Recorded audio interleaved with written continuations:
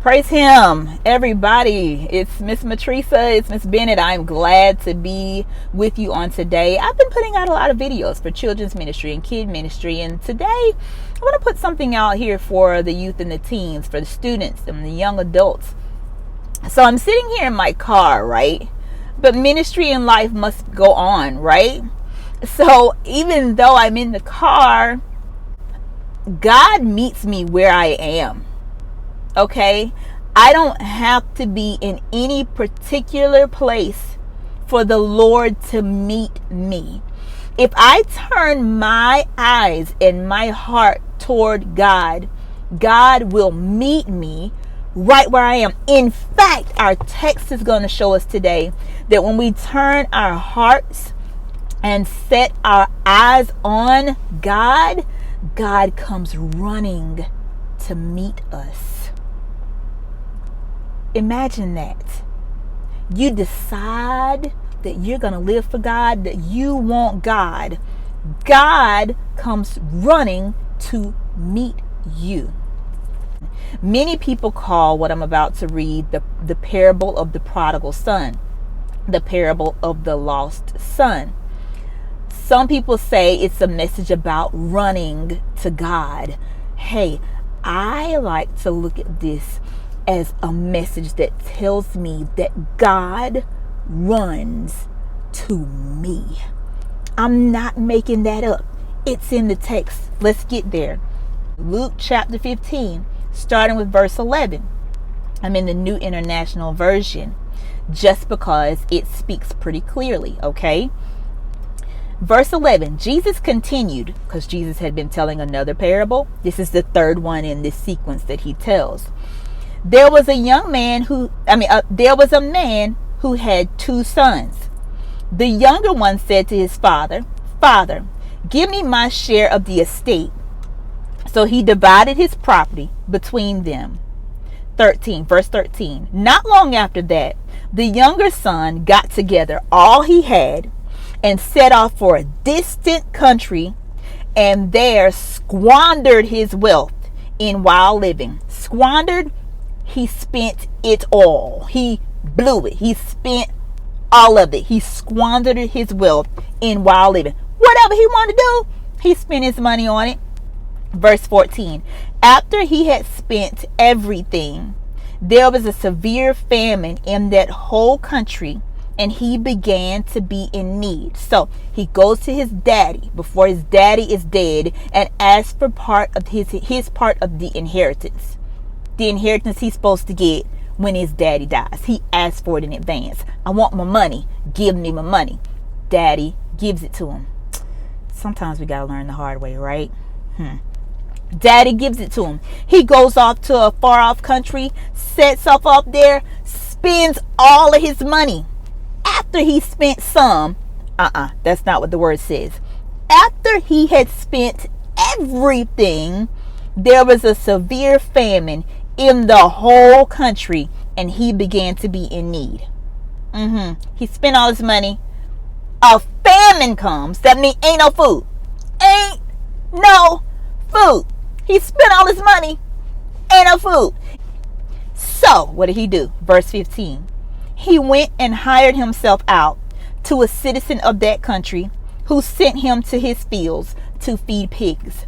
He pretty much said, dude, I need something working with pigs. Something folk didn't like to do. Okay? Wasn't even supposed to.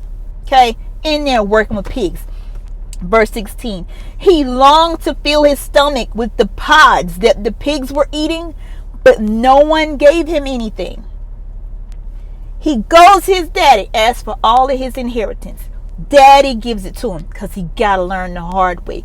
Goes to a far off country, spends all of his money on whatever he wants. Spends every dime. Famine hits the country. Famine hits the whole country, the NIV says. It hit the whole country.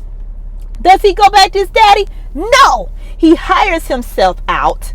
Basically says, hey, I'll do whatever I got to do. I'll work for you for free. I'm going to take care of your pigs. He's starving and is so hungry he wants to eat the crap that the pigs are eating, but nobody will give him any. Verse 17. When he came to his senses,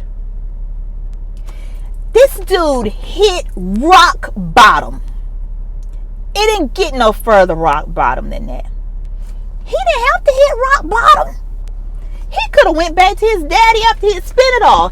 His daddy was he could have went back to his daddy before now, but he hits rock bottom. Sometimes some people need to hit rock bottom so they can come back and share with other people how to bounce back from the bottom, okay?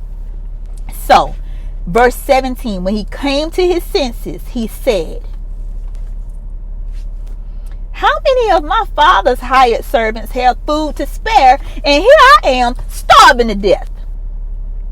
I will set out and go back to my father. I'll say to him, Father, I've sinned against heaven. I've sinned against you. I am no longer worthy to be called your son. Just make me like one of your hired servants. So he got up and went to his father. He had this conversation with himself where he said, I'm sitting here, done hired myself out to somebody else, and I ain't getting nothing. I'm starving to death. But my daddy's servants at my daddy's house, not only do they have enough, they have more than enough. So why am I doing this? He didn't listen to the people around him who said, you ain't getting nothing from me. He listened to what he knew to be right. Sometimes you've got to listen to yourself because you're telling yourself what you know to be right. The part he missed was he thought he was going to have to be his daddy's servant. Check this out. Verse 20. So he got up and went to his father. But while he was still a long way off. Hey, do you know what a conjunction is? A conjunction is a word that ties something together. It's something that helps to tie things together. Okay? And, but, so, we've got a conjunction here. We got two. Verse 20. So he got up and went to his father. He came to himself. He got up. So he got up. But while he was afar off. But while he was a long way off. But means, okay, I'm going to do all of this. I'm going to talk to my dad. He's going to make me his servant. It says, but. That means something's about to change in this text. But while he was still a long way off, his father saw him. You know what that means? That means this whole time, his father is waiting for him to come back home. Because it says, but while he was still a long way off. It doesn't say one of his father's servants came to tell him. It doesn't say, that he was hollering and shouting to let his daddy know he was on his way home. While he was still a long way off, his father saw him waiting for him to come back.